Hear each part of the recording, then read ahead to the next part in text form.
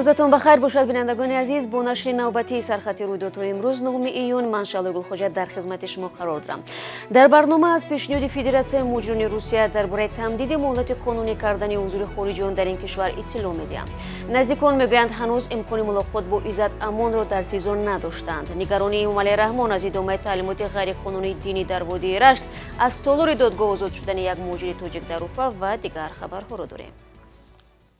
оғоз мекунам аз он ки Иттиҳоди Аврупо барои дастгирии осебдидагони селу обхезиҳои моҳи майи соли равон ба Тоҷикистон 100 000 евро кӯмаки башардӯстона ҷудо намуд. ин ёрӣ бевосита ба 1800 нафар осебдидагони Бохтар ва Кӯлоби вилояти Хатлон расонида мешавад. маблағгузории мазкур тавассути Ҷамъияти Ҳилоли Аҳмари Тоҷикистон барои харидории ашёи рӯзгор равона хоҳад шуд.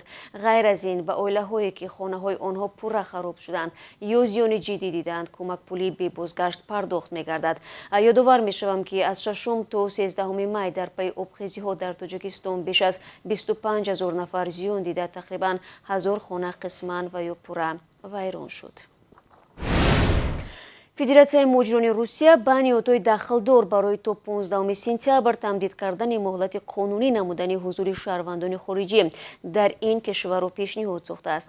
муҳлати феълӣ то 15 июн ба поён мерасад. Вадим Кожинов, раҳбари федератсия, дирӯз дар як навори видеоӣ гуфт, онҳо дархост карданд то 3 моҳи дигар ба муҷирон иҷоза дода шавад ки ҳуҷҷатҳои худро қонунӣ намоянд ва ё кишварро бидуни муҷозоте дар шакли манъи вуруд тарк кунанд.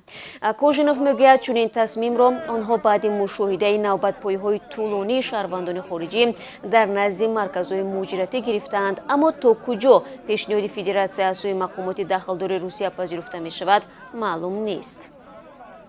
тӯли ҳафтаҳои ахир ба дасти радиои Озодӣ ҳамарӯза аз гӯшаҳои мухталифи Русия наворҳое мерасанд ки азоби муҷиронро барои дарёфти патент ва дуруст кардани дигар ҳуҷҷатҳояшон нишон медиҳад. муҷирон талош доранд то муҳлати таъиншуда ки як ҳафтаи дигар боқӣ мондааст ҳузури худро дар Русия қонунӣ намоянд. наздикони Иззат Амон мегӯянд баъди интиқоли ин ҳомии ҳуқуқи муҷирон ба боздоштгоҳи муваққатии Вазорати Адлия ва ё СИЗО имкони дидор бо ӯро пайдо накарданд. ба қавли писари ин ҳуқуқшиноси шинохта, ӯро баъди 2 моҳи нигаҳдорӣ дар боздоштгоҳи муваққатии Вазорати корҳои дохилӣ рӯзи 31 май ба СИЗО гузаронданд.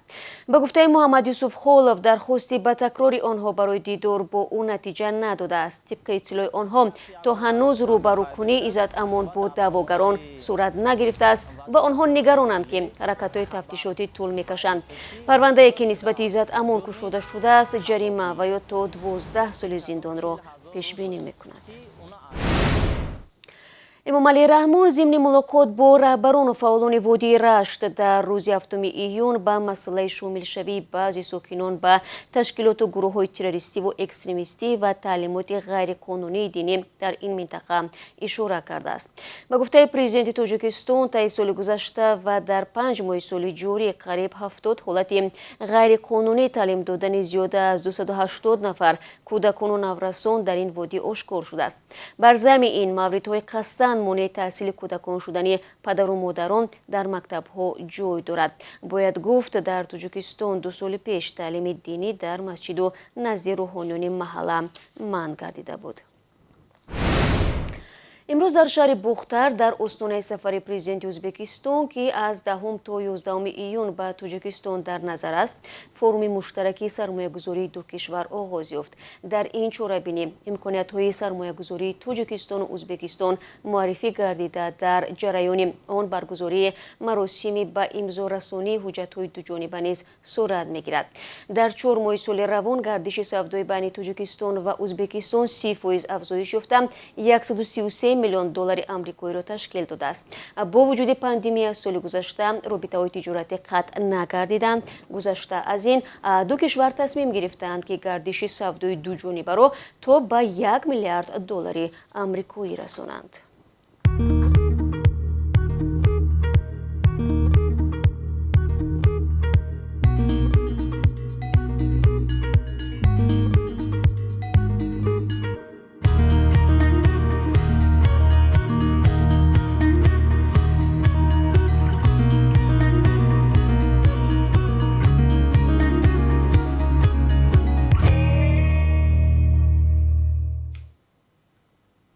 мусархати рӯйдодҳоро тамошо доред. Раҳбари мухолифини Беларус Светлана Тихановская даъват кардааст ки таҳрими бештари кишварҳои ғарбӣ бар зидди ҳукумати Александр Лукашенко ҷорӣ шавад, зеро ин иқдом ягона роҳи расонидани зиён ба ин режим аст. Ба гуфтаи Тихановская, таҳрими иқтисодӣ метавонад вазъиятеро ба вуҷуд орад ки Лукашенко қудрати пардохти маоши низомиён ва афсарони пулисро аз даст бидиҳад. Рӯзи 8 июн дар қароргоҳи Радиои Озодӣ дар шаҳри Прага раҳбари мухолифин дар бораи зарурати мубориза барои раҳоии маҳбусони сиёсии Беларус низ ҳарф зад. Сейчас нужно мобилизировать все свои силы и забыть о каких-то своих желаниях, об отдыхе. Это сейчас абсолютно никакой роли не играет, потому что день для тебя и день для тех, кто в тюрьме, это абсолютно разные дни. Поэтому ты должен жить тем днем, каким живут заключенные, чтобы понимать, как тебе очень хочется оттуда выйти и делать все возможное, чтобы это быстрее случилось. баъди интихоботи президенти Беларус дар моҳи августи соли 2020 ки ба қавли мухолифин бо пирӯзии Тихановская ба анҷом расида буд, ӯ бо таҳдид рӯбарӯ шуда Беларусро тарк кард. Сарфи назар аз эътирозҳои мардумӣ ва иттиҳоми тақаллуб дар овоздиҳӣ, Лукашенкои 66 сола дар интихобот пирӯз эълон гашт. ӯ аз соли 1994 Беларусро раҳбарӣ дорад. бармегардем ба Тоҷикистон. Беш аз 3000 сокини деҳаи дашти Қозии Панҷакент бо оби ошомиданӣ таъмин шуданд. Мақомоти вилояти Суғд мегӯянд, дастрасӣ ба об дар доираи роҳандозии тарҳи бунёди байналмилалии наҷоти Арал имконпазир шудааст. Тибқи иттилои расмӣ, барои таъмини 500 хоҷагии деҳа бо об бо тариқи қубурҳо 280 000 сомонӣ ҷудо шуда буд. Мақомоти тоҷик мегӯянд, дастрасӣ ба оби ошомиданӣ дар шаҳру деҳот дар 2 соли ахир 3.5% бештар шудааст, вале бо ин ҳам феълан дар деҳот 68% сокинон аз камбуди оби нӯшокӣ азият мекашанд.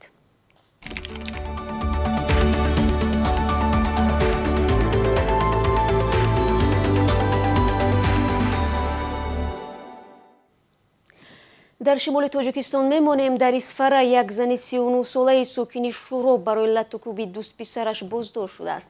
Вазорати корҳои дохилӣ мегӯяд, зани гумонбар ки қаблан барои авбушӣ маҳкум шуда буд, шаби 1 июн дар пайи муноқиша бо корт ба китф ва шиками ҳамзисташ марди 28 солаи сокини шаҳраки Шуроб 2 зарба мезанад. Мардро бо ҷароҳатҳои вазнин ба беморхона интиқол доданд. Ба зани дастгиршуда аз 5 то 8 соли зиндон таҳдид мекунад. дар чанд рӯзи ахир ин дуввумин ҳодисаи латтукуб шудани мардон аз тарафи занон мебошад. Дар ҳодисаи қаблӣ зани 28 сола ҳангоми ҷанҷол бо шавҳари 21 солааш шишаи оинаи хонаро шикаста ба бадани шавҳараш зада буд. Пойгоҳи Бомдод менависад ки додгоҳи ноҳияи Калинини шаҳри Уфа диру шаҳрванди 35 солаи Тоҷикистон Рустам Замоновро аз толори додгоҳ озод кард. Ҳамин додгоҳ рӯзи 19 май ҳукми ихроҷи Рустам Замонов аз Русияро бо ҷурми вайрон кардани қонунҳои муҳоҷират ва ҳамдастӣ ба ҳизби феълан дар Тоҷикистон мамнӯи Наҳзати Исломиро бароварда буд. Тибқи қарори пешин Замонов бояд аз Русия берун карда мешуд ва барои ҳамин ӯро дар боздоштгоҳи муҳоҷироне ки бояд аз Русия ихроҷ шаванд маҳкам карда буданд. Вале додгоҳи олии ҷумҳурии Бошкирдистон парвандаи муҳоҷири тоҷикро дигар бора ба додгоҳи ноҳияи Калинин фиристода буд. Кумитаи ҳолатҳои фавқулодда дар вилояти Хатлон барои пешгирӣ аз ғарқшавии сокинон дар назди кулу дарёҳои хатарнок навиштаҷоти огоҳкунанда гузоштааст. Муроҷон Муҳиддинов, як масъули кумита дар ин вилоят, гуфт онҳо аз мардум хостанд ки дар рӯзҳои гарм аз обозӣ дар мавзеъҳои мамнӯъ худдорӣ намоянд.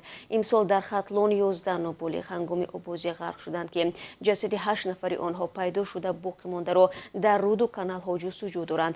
соли гузашта дар вилоят 17 нафар ғарқ шуда буданд. акнун бароятон дар бораи қурби расмии асъори хориҷӣ дар Тоҷикистон маълумот медиҳам. Зимнан рубли русӣ хеле боло рафтааст. Бонки миллӣ барои имрӯз 9 июн $1 сомониву 32 дирам ва 1 евроро 13 сомониву 78 дирам ва 1000 рубли русиро 155 сомониву 90 дирам муқаррар кардааст ки тавре мебинед нисбати дирӯз 90 дирам бештар мебошад. дӯстони азиз, ин чанд хабари тозае буд ки то ин лаҳза ба дасти ман расид. Аз ҳамкории шумо бинандагони азиз ки аксу наворҳоро дар ихтиёри мо мегузоред сипосгузорам. Фарду боз дар ҳамин вақт шуморо бо тозаҳои Тоҷикистону ҷаҳон мунтазир хоҳам буд. Худро эҳтиёт кунед ва худо нигаҳдор.